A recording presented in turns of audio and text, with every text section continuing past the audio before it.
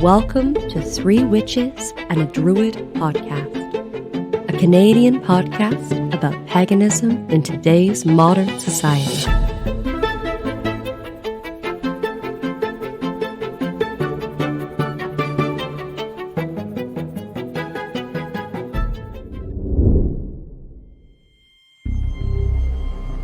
And now, Three Witches and a Druid podcast presents the Traveling Bard, Hobbs. Now they say that when you go to Ireland, if you need a place to stay, if you need a place to lay your head, or you need food in your belly, that you can go to almost any house and they will open their doors to you. And I am told that is still the case today. So once upon a time, there was a young traveler who was walking the roads of Ireland, seeing what he could see and having adventures along the way. Until one night he found himself between two towns on the roads, and it was getting dark. And so he made his way towards the closest house he could find with light in the window. And he went up and he knocked on the door. The door opened and there was an old woman. And the young man said, "Please, could you give me a place to stay, give me a place to sleep, maybe put some food in my belly?" And of course she welcomed him in. And she showed him where he could sleep, and then she brought him to the turf fire and she put food in his belly. And when he had eaten his fill and she had eaten her fill, they sat by the turf fire and she looked at him expectantly. And she said, "So, do you have a story that you could tell me? Because if you've been fed and you're going to be given a place to sleep, of course you're expected to entertain." And the man said, I'm sorry, I'm not much of a storyteller. I don't really know any stories." And the old woman said, "Well, then how about a song? Maybe you could sing me a song, something you know, something you like. Maybe a dance that you've seen being performed in the various villages that you've visited." And again, the young man said, "I'm sorry, I'm not much of a singer, and I certainly can't dance. I'm sorry, I don't know what to do." And a dark look crossed that old woman's face. And she said, "Well, then why don't you pick up that white enamel bucket and go out to the well and make yourself useful?" This he could do. So he picked up his bucket and he went out into the darkness, and there he found the well. He tied the bucket to the rope and he let it down into the well until finally he heard it splash below. He waited for it to be filled up with water, and then he started to pull it back up. But it felt like it was caught on something. And he pulled and he pulled and he couldn't get it loose. He wrapped the rope around his wrist and he was getting ready to pull with all of his strength, bracing himself against the side of the well, when suddenly, at the other end, someone pulled on the rope. And he fell into the well. And he fell down into the well. And when he hit the water, he was pulled through the water until finally he came out the other end and he landed hard on the ground. And he looked around and he was in a strange land. He looked up, he could see the bottom of the well sticking out of the sky. And standing in front of him, there were three dark men. Well, if you could call them men. They had their bony faces with a tight skin pulled taut, and where there should have been eyes, there were only black sockets. "Who will carry the coffin?" said the first man. "I don't know," said the second man. "Well, who else but the traveling stranger?" said the third man. And they picked up the young man and they put him underneath the coffin and they began to run. And they ran away from the well, and they ran through the meadows, and they ran through the forest, and they ran until they got to the cemetery. And finally they stopped, and the young man fell exhausted upon the ground. "Who will dig the grave?" said the first man. "I don't know," said the second man. "Well, who else but the traveling stranger?" said the third man. And they threw him a shovel and they forced him to dig a grave that was 6 feet deep and 9 feet wide. And finally the young man climbed out of that hole and fell exhausted on the pile of dirt. "Who will lie in the coffin?" said the first man. "I don't know," said the second man. Well, the young traveling stranger wasn't sticking around for the opinion of the third man. He just got up and he started to run. And he ran out of that cemetery as fast as he could. And he was racing for the woods when he looked behind him and he could see the three men were chasing him. And there were flames coming out of those dark sockets where eyes should have been. And he continued to run. He ran through the woods and he ran across the meadow. And in the distance he could see the well sticking out of the sky with the rope still tied to the bucket. And he reached the bucket, and he grabbed it, and he grabbed the rope, and he started to climb. And he looked behind him, and he could see the 3 men still chasing him.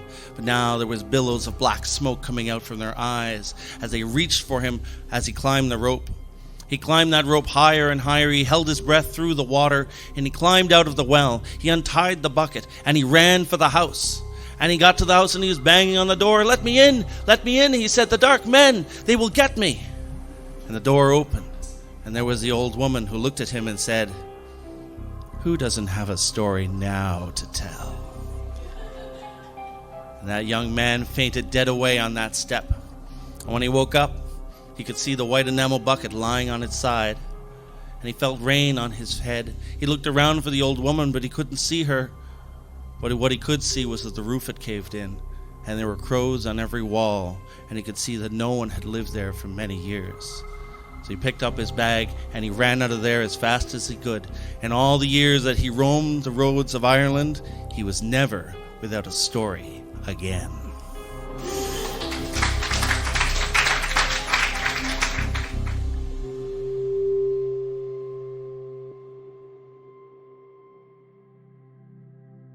Welcome back to 3 Witches and a Druid. And believe it or not, after all this COVID time, we are all 4 sitting here, double vaccinated, face to face. And we had mentioned hot beverages before, but to celebrate, we have a giant jug of sangria that we're all drinking. Cheers! We're in the backyard. So today's topic was a viewer suggestion. Now, she suggested we talk about pagans and witches in horror. Now, none of us really watch a lot of horror, so we decided to adopt it a little bit and change it more to be about pagans and witches and druids and stuff in pop culture, be it TV shows, movies, video games, whatever we can think of. This is just sort of our thoughts and ideas on that and sort of what we think about it. Which is basically what this whole show has always been about. Yeah, it's just our thoughts and our ideas. And we skipped this step, but I am Margot. And I am Maeve. I'm Gwen. And I'm Brian. Yes, we did skip that. That's the sangria. Yes. Brian bought all the ingredients. It's fantastic. So yeah, it's nice to be back face to face. Let's hope it lasts for a little while. For sure. Yeah. Fingers crossed. Fingers crossed for sure. I was trying to think when this topic came up. When's the first time you're aware of sort of a witch or something in pop culture? And I believe you had brought it up once before. Probably Bewitched. Yeah, I would think Samantha Stevens, Tinkle, Tinkle, Tinkle. It was reruns after school. Yep. And that would be Bewitched. Yeah. It was Bewitched and Genie. Yes. I do have Magic. Genie. Magic. Magic in the Genie. I Dream of Genie. Yeah. And Bewitched. I suppose you often saw it we didn't have a lot of cartoons. We're showing my age here. Cartoons were relegated to Saturday mornings only. So cartoons you would see, fantastical things. Yeah. A lot of the cartoons have, there's a lot of adult cartoons now, but yeah, back in the day. Back then. I think so the much. only one I can think of really that had a witch there was that randomly a character in the Warner Brothers universe of the witch that would, be out of fairy tale and stuff, and she'd want to eat Bugs Bunny. But other than that, there wasn't a lot of witches in cartoon for us. No, but we're forgetting Puff and Stuff. Oh my god! But again, Witchy that's Poo. same archetype though. The evil witch. Wizard of Oz. We all saw from a very young age. So it's funny actually because Wizard of Oz. I saw something about Wizard of Oz the other day, and a lot of people were like, "Oh yeah, Glenda the Good Witch." I'm like, no, Glenda wasn't a good witch. She saw an opportunity and took advantage of it. She was like, "There's my sister. She's under her house. I want those shoes. Yeah, give me those shoes. Here we go. I want those shoes. Found my way." Yeah, but it also shows kindred spirit. Sorry. Dress for the job you want. She had the pretty dress, so everybody assumed she was a good witch. Yes. She was definitely no. I don't think she was a good witch. I've never read it, but there's a play in the book. I think it's Wicked, and it's the Wizard of Oz from the Wicked Witches, Witch of the West point of view. Yeah, I think that maybe magic got really popular in pop culture when Dungeons and Dragons became a thing. Yeah, that's possible. The magic, you know what I mean? Because before you might have seen it in a cartoon or a TV show a bit, but when it was wizards and this and quests and cauldrons and wands, I think the whole pop culture thing came in with Dungeons and Dragons. Right, and of course, Really what got came with big. that is the Satanic Panic. What's Yes. this? Oh, okay, yeah. yes, yeah. So that was a wonderful time. I love anything documentary about Satanic Panic because people coming just, down on either side, or do you, Yeah, do you I watch just- either side? It's just people losing their minds over nothing, and they're just hyping themselves up, thinking that this is a problem, and in fact, it's not. They just made it all up in their heads. Yeah. Like a lot of terrible things really came from it, of course, but Yeah, or even Black Sabbath. yeah, Twisted Sister, those bands that had pentagrams or this Yeah. or that, and people went. yeah, you put a pentagram on something and everyone lost. their Everyone minds. went berserk. Yeah, that's true. Yeah, because I'm trying to really think, because there wasn't a bucket of cartoons. Now, I do remember when the Dungeons and Dragons cartoon came out. Yeah. I was 17 or 18. I actually used to get out of bed on Saturday mornings to watch that as a teenager. I'm like 17. Or something like that. I would watch that. And then, what was it? Sabrina. I used to watch Sabrina back in the 90s. The Teenage Witch. Yeah, Sabrina the Teenage Witch back in the 90s. That was pretty good. Now, was that sort of the same time as Charmed, or before or after? Right about the same time, I think. I never watched wondered. Charmed. I never really watched it that much. I didn't either. watch it at the time because I was actually being a big old hippie and living off grid and Yes. all of those kinds of things. We didn't have a TV. But I will admit, probably about 2010, I found somebody who had all the DVDs, and I went through the whole Charm series in a matter of months and watched them all. Yeah, I didn't get a lot of those TV shows. I never did see when they were current. No. I remember the Walt Disney World, Bedknobs and Broomstick and Escape to Witch Mountain. That Escape one- to Witch Mountain from my childhood, those sorts of things. And I think the first, unlike a lot of people, I was still living in the north and not a lot of pop culture sort of things, but I did see Practical Magic in the theater. We drove like 150 kilometers to the theater, and I did see that. And I still love Practical Magic. and that was that the whole aesthetic of it. It was, for me, I preferred the book for the story, but the aesthetic of the movie, it was almost like a second storyline or something in it, and that was really nice. And I know The Craft came out before that, but I didn't even see it till much later. Yeah, I didn't because either. Yeah. But Practical Magic, I would have been older than the main characters, but I can understand why people, in their early teens, late teens, or whatever, would have been really affected by The Craft. To see yourself mirrored on screen and to Yes. see the things you're going through in high school. As I know Joss Whedon, in talking about Buffy the Vampire Slayer and those sorts of things, he was saying high school is the portal to hell. Yes. So having the characters around that and Yeah, that's true. Buffy had Willow was a witch, Tara was a witch, there was witches in Buffy. Well, actually, it's funny you bring up Willow because I feel that Willow becoming Wiccan was a very large sort of explosion of popularity. Again, Yeah. every decade or so there's an iconic character, and I would say she would probably was as well. But one funny thing to mention about Practical Magic, I realized sort of when I got to the point where I no longer related to the two main characters and realized that I was in fact the two aunties. Yes, now we're at the Because how freeing is that? Yeah. Isn't that fabulous? Well, don't we talk about it? We need our Practical Magic house. Where are we going to find the Practical Magic house? That's awesome. There's a meme online that says all women want is the Practical Magic House, which is not real. It's completely fake, and this is what women want. Yeah, well, women don't actually want the perfect man. We want to be able to eat as much as we want, and not gain weight. Yeah. That is actually a woman's truth. So just to go back to cartoons real quick, we kind of skipped over them. Maleficent Yes. and Ursula. Ursula, Yeah. even the fairy godmother in Cinderella, Yeah.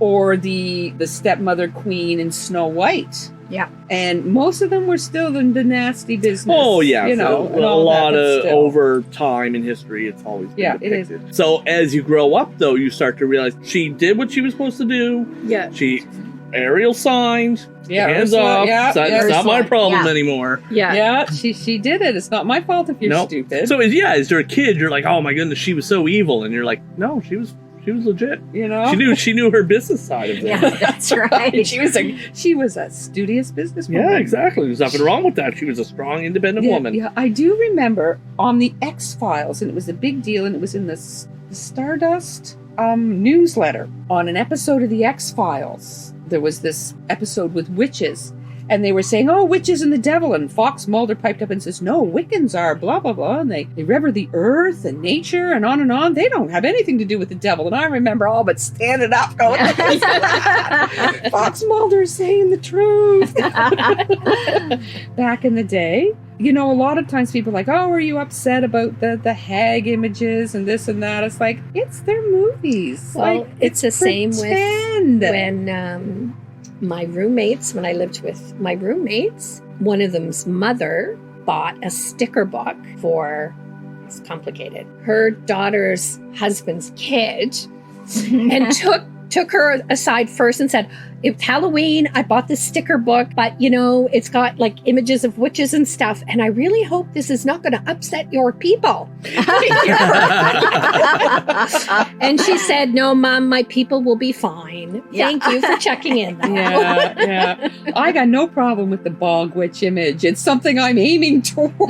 Once again, another funny meme that was going around. It's like, screw Beachbody. I want Bog Body. Yeah. Like, if they find Bog me, witch, I want to. If they find me in 10,000 years buried in a bog and I look that good, Yeah. that's what I'm happy with. I don't care about Beachbody. Yeah, I'm Bog Body. Yeah. Well, and Dark Crystal, Oh, it's wonderful. the woman with the Ogra. Oh. She's kind of somebody, again, I would say she's a seer, a sorceress, a Yes, witch. she but was. yes, A watcher, wise woman. Wise woman, yes. yeah, I kind of want to be her when I grow up, I think. I would Yeah. make a pretty wicked Ogra. Ogra think. is wonderful. That is absolutely for sure. It's just a lot of it. People say, oh, look what they've done and Disney done and made witches evil. Yeah, well, Disney has talking mice. Yeah. Yes. People say, doesn't that upset you? It's like, no, they have talking mice Yeah. or raccoons. Like, none of that's real. and birds who do housework. Yes. Where do I get one of those? A bird doing housework. It's really nice. I see now it's so different than 30 years ago. Yeah. 30, 35 years ago. And I mean, everything changes, which is really, really lovely. Because But it's again, so when you first come to the path and start recognizing and seeing this imagery in movies and comic books and different places, at first it is easy to get your hackles up and get all yeah. over serious about it all. But again, part of it is reclaiming the image of the witch. Mhm. And she can be, In its complexity. yes, exactly. Yes. In You its know, complexity. and the image of a witch can be anybody you see on the street. Right. At this Thinking point. about this too, I was thinking, you know, Druids very often are shown as wise men, depending on the genre of movie or TV show. But there can be that evil druid or that slightly crazy druid in pop culture as well, right? Yeah, a little bit, but it's. I but think more you're. often they're It's given- the wise old man. It's the wise Yeah, sage. yeah, the Merlin kind Yeah, of Merlin, thing. what is his? Obi-Wan, What's know, his name from Asterix? The druid. Yeah. I can't think of his name. I don't know that. Is it a TV show? No, it's Yeah, like a comic French book. cartoon comic. I Oh. actually But have one of the main some- characters is a straight up druid. And I can't remember his I name. have some Asterix comics from when I lived in Belgium at Oh, home yeah? somewhere. Yeah. Wow. But yeah, Merlin's often the most depicted. Yeah, Yeah. yeah. Druid of all. Druids get a really, they get a good rap. Oh yeah, we get off pretty easy. Well, you know, speaking of that, I mean, come on, we've missed possibly the most important book of our youth, The Mists of Avalon. Babylon. Yes. Which I think I'm probably the only female on the planet that hated that book. Are you kidding? I wanted to live there. I was 17 when I read it, and I'm like, oh, I want to live there, and I want to live on Avalon, and I want to do all those things. And if the worlds separate, I'm quite okay staying on Avalon. Thank you very much. True. And the other one too, even before then, I read The Crystal Cave by Mary Stuart. Yes. Mary Stuart, yes. The Merlin trilogy. And I loved that too. Yeah. Mhm. It was like, and I see now that I couldn't have escaped my witch, my being a witch if I would have wanted. And there's the neighbor's dogs barking away. 'Cause yeah, we're outside by the way, and Which is enjoying a amazing. beautiful day. Yeah, Yes. we're because we've had all this rain, so I put up the screen tent. We're doing great because Yeah. the mosquitoes are. The Mary Stuart Merlin trilogy, absolutely. And I gotta ask, why didn't you like The Mists of Avalon? Guinevere whined Oh, way too much. Oh, she was horrifying. And I'm not the kind of person who can just, if I'm reading a book, I can't go, I'm just not going to read that page. No, I read every page. Yeah. I read every She page as well. She was not a likable character, but she wasn't supposed to be. No, I mean, I was younger then. I mean, I was probably 35, but for me at 35, I was more like 17. I mean, let's face it. So, yeah, I just couldn't cope with her. Yeah. Well, But The Crystal Cave, I actually found that series when I first moved to Halifax. It had no furniture or anything, but I found some great secondhand bookstores. And I found Halifax it, with lovely secondhand. And I just came across that by accident. And when I read the first one, I was like, the next day I'm back. Like, what else is there? Yeah. Where are the rest of them? I got it from the school library. Wow. We had to do book report, and they sent us into the school library, and I don't know what, the Crystal Cave, oh, that sounds neat. And it was like, this is just awesome. And there is, believe it or not, a very badly done movie, The Crystal Cave, from like the 70s or something like that. It would be wonderful if they could do a decent movie. Now, they did that Miss of Babylon movie, which is just atrocious. Yeah. But it would be nice if they could do The Crystal Cave. So for anybody who might not be, maybe you have a nice commute you drive, you can get it on YouTube, the whole thing, the audiobook. The audiobook. And just listen. Believe it or not, the middle one is my favorite of the three. Okay. When Merlin was waiting for Arthur to pull the sword from the stone. Those were my first Mary Stuart books, and I then read a lot of Mary Stuart. You know how you get on a roll of an author or something, and I then read a lot of Mary Stuart, but I could probably hit those up again. Well, it's interesting you say that, because now I remember why I picked that book in the library. I had read a Mary Stuart book. My aunt had them. I'd read a book or two of hers already. Yeah. I said, oh, look, Mary Stuart, The Crystal Cave, that sounds neat. And there it was. I was 15, back when the earth was still warm and it hadn't cooled yet. A lot of these are historical or whatever, but I was just thinking while you were talking, and books gone to movies, just because right now, currently in 2021, there's a real excitement in the nerd sphere about the upcoming Dune movies. Yeah. The women of power are witches. The women of power are witches, and it's a very intricate worldview and philosophy and religion and a very well done sci-fi series. The books are, and the Bene Gesserits of there. That also, there's a lot of really good witch and powerful women in that tradition. I'm going to have to read it because I saw the movie first and went, and tried to read the book, and just something about it, maybe I wasn't in the right headspace. I tried to read the book in it would have been in my 20s, and went, I don't like this. Yeah. I should start again. I should do it again. I'm under the impression it's a bit of a slog. You got to get through so many pages. Well, you know what? So's the Two Towers. Oh, yeah. I feel that anyone who's anyone has to get through Bilbo Baggins' birthday party and Fellowship of the Ring. And it's like 250 pages of, oh my God. Yeah, His birthday party. Tolkien was super wordy. Yeah. He was wordy. Now, the Two Towers, the first time I was reading Lord of the Rings, because I had, a boyfriend when I was 16 or whatever who loved it. I read the first book, okay, that's all right. Yeah. I got halfway through the second book and said, I just can't. Yeah, I'm done. And then went back to it later. It's funny, I just picked up The Hobbit to read to Atticus at night. Excellent book. That's my favorite. Yeah, I'm going to give it a year or so, but he understands what dragons are, he understands what orcs and hobbits. He gets all that. I read The Hobbit to my boys. I read to them, even before bed, we would read aloud. Well, we lived in a country, we had no TV or, like that. Yeah, I guess. But we read aloud, and I read that. They're 4 years apart, so they were maybe 10 and 14. And there's something about reading a story aloud, but also that's a magical story. Yeah. The Hobbit is my favorite book of a lot. And of course, we're skipping it because we've watched it, but it wasn't a giant influence. I have a daughter who's, 19, whatnot. How come we've missed Harry Potter?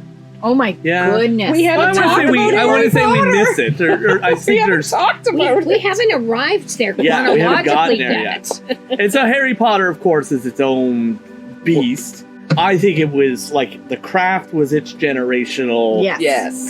proponent of paganism, and Harry Potter is a this whole generation. The next Yeah. generation. Because truthfully, until I think The Craft and Charmed and all that came out, there hadn't really been anything since Bewitched or Genie. No, you it know, The was- Craft, Sabrina. It's a couple of Disney movies and Yeah, stuff. but on the whole, the 80s and going into the 90s was 70s even was a wasteland for well, any kind of. I was going to leave this to witchy- the end because I feel that they represent most of the female pagans I know. But like we have the Sanderson sisters. Yes. Yeah, The Sanderson Sisters. Hocus Pocus. Hocus Pocus. Oh my god! Yeah. But that's still the 90s, late yeah. 90s. Well, is it into late 90s? I thought it was 2000s. more like mid 90s. Maybe mid 90s, but still that was just not around. Like, I mean, I'll say my age. I'm born in 67. 62. Yeah. So, yeah. So kind of Yeah, idea. it was- So until I was into my 30s, these things were not popping up. You know, Yeah. Charmed and Yeah. you know, and The Craft and this and that. And I mean, and Hocus Pocus was even around that time. So there was this whole wasteland. I mean, you had some paganism. You know, I came to my paganism, my witch, you know, being a witch in my, you know, I was 20 or something like that. But all this pop culture and movies and this and that, other than the Mists of Avalon and some Crystal Cave and Yeah. a little bit here and there, Disney books. movies, Yeah. there was nothing going on till the 90s. Yeah. There But- really wasn't. I look at a lot of older pagans and I often feel that they are one of the Sanderson sisters or a combination Or I of. say, how so they who there. am I then? I Who don't are we? Which one Yeah. do you want to be? Oh, I'm not doing that. No, I'm not incriminating Maeve myself. has already said that she Andorra and Mrs. Roper were fashion icons of mine from a young age. from a very young age. Whereas Say your I thing. would totally be Aunt Jet.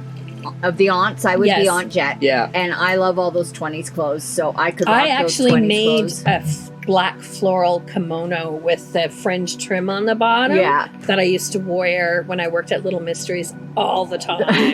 Yeah. Yeah, I that do- was a beautiful kimono. I still do love Andorra. Yeah. Agnes Moorehead. She was all. I didn't realize it till later in life that her and Mrs. Roper were influenced me Influenced you. fashion wise. Yeah. But out of Bewitched, just to horrify my parents and everything else, the main character had a twin sister or a cousin or something played by Yes. the same actress. yeah. Yes. And she had this long Crystal Gale length hair. Oh my gosh, who I and the forget her name?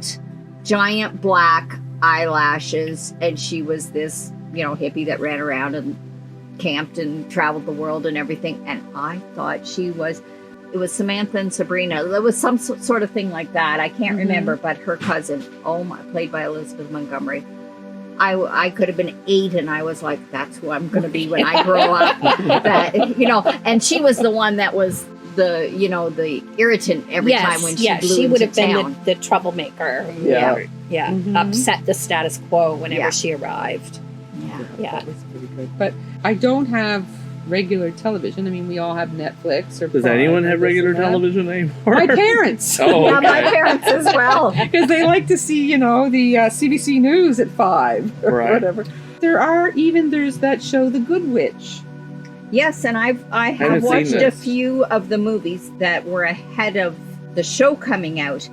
I have to say that, they are very politic in how they navigate, at least the first few movies that I watched, and yet they kind of get magic. Like they do, yeah. they show it in a very non-threatening way Yes, to they the do. muggles, It's and yet it's effective.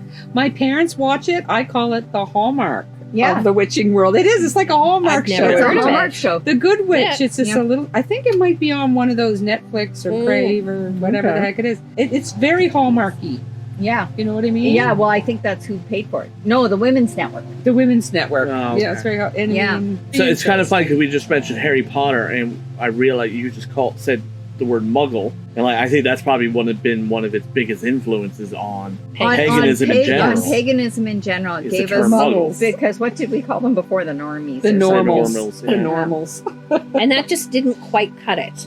No. When did Harry Potter first come out? It's like 20 years ago, minimum. I wasn't a big 2000. Harry Potter fan. I think it was like 20, 21 at the time. Karen, on the other hand, was huge into Harry Potter. She has all the books. Yeah, Rain, my daughter, was huge in Harry. And they had already been very popular, and all the books were out by the time she got to it. But she'd read all the books by the time she was 10. Like, she just plowed right through them. And I'd heard about it. I hadn't paid any attention for quite a lot of years. But then I read them and went, okay, now I understand why she's the second richest woman in England. Yeah. Next to the Queen. Yeah.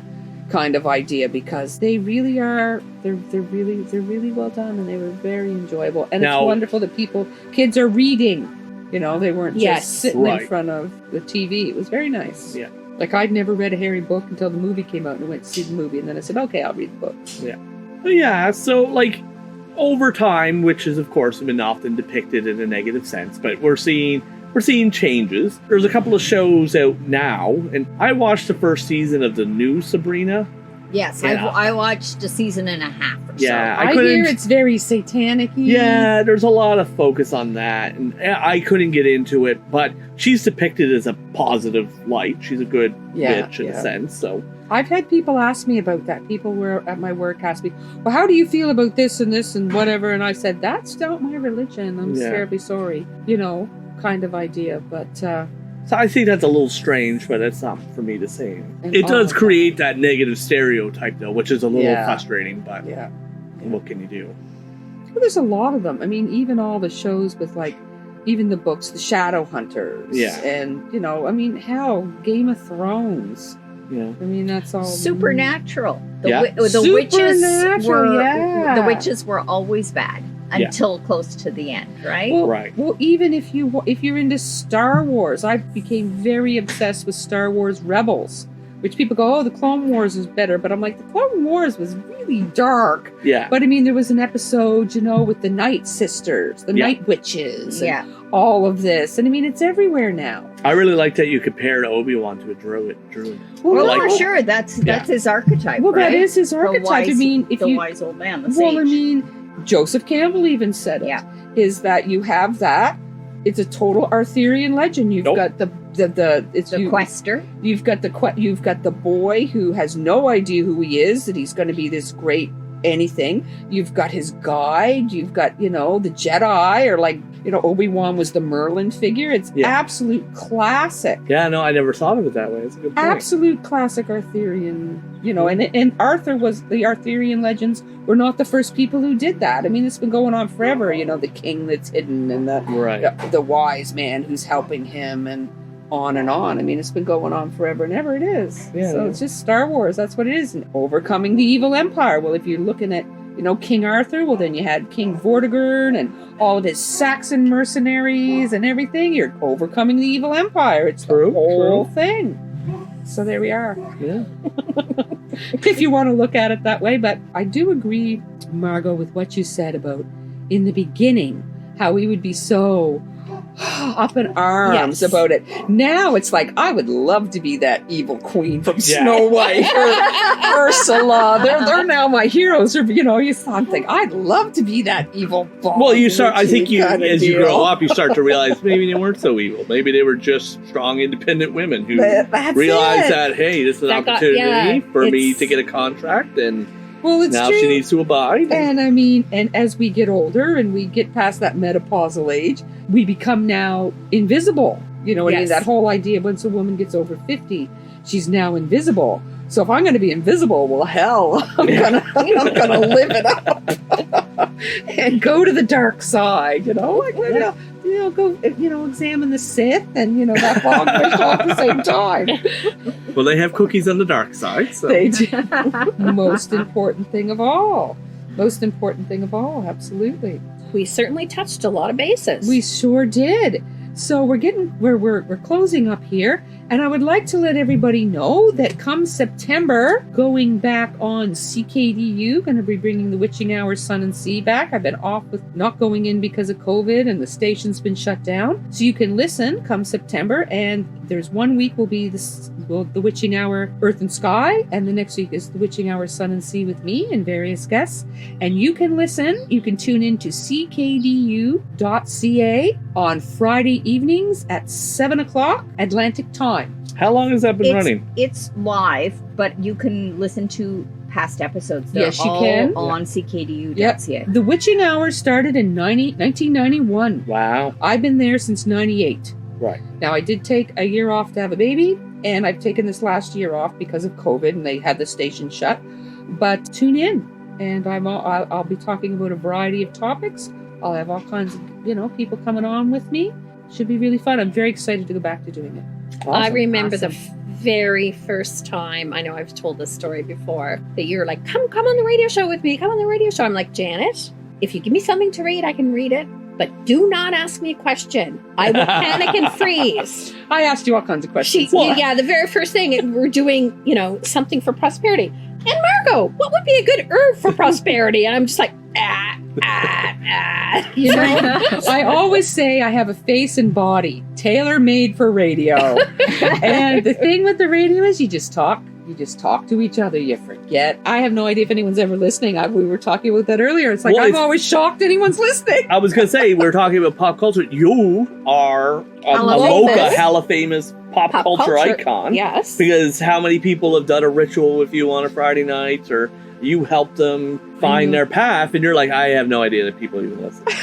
I go on the radio.